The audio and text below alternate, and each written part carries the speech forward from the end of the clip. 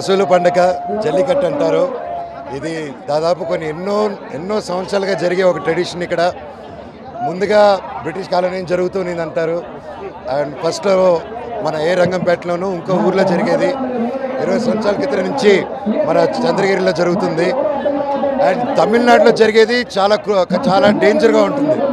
కాకపోతే ఇక్కడ జరిగేది అంత డేంజర్గా కాదు, కొంచెం సాఫ్ట్వేర్ వర్షను. అండ్ మ్యాక్సిమం పశువులకి దెబ్బలు తగలకుండా ఇది వచ్చేసి పశువుల్ని సెలబ్రేట్ చేసుకునేది, వాటిని ఫార్మర్స్కి వీటిని ఎంత ఇంపార్టెన్స్ ఆఫ్ ద ఫార్మింగ్, క్యాటిల్ని కాపాడుకునే ఒక గుర్తింపు తెచ్చే పండుగ అనమాట. అండ్ అది మన చంద్రగిరిలో జరగడం చాలా హ్యాపీగా ఉంది. చంద్రగిరియే మామూలుగా అందరికీ చంద్రగిరి గురించి చంద్రగిరి కోట అనుకుంటారు, కానీ చంద్రగిరి అప్పటి నుంచో ఇన్నోవేషన్కి అండ్ కొత్తదనానికి వెల్కమ్ చేసేదే చంద్రగిరి కోట ఒక రిజంబ్లెన్స్.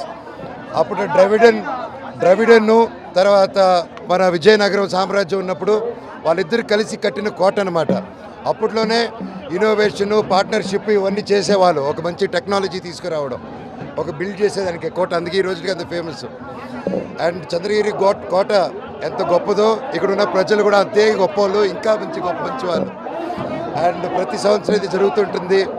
అండ్ ఈసారి కూడా చంద్రబాబు నాయుడు గారు సంక్రాంతికి వచ్చినప్పుడు ఇక్కడున్న స్కూల్స్ కానీ మొత్తం చేశారు. స్కూల్స్కి స్పోర్ట్స్ అన్నీ పెట్టారు బాగా.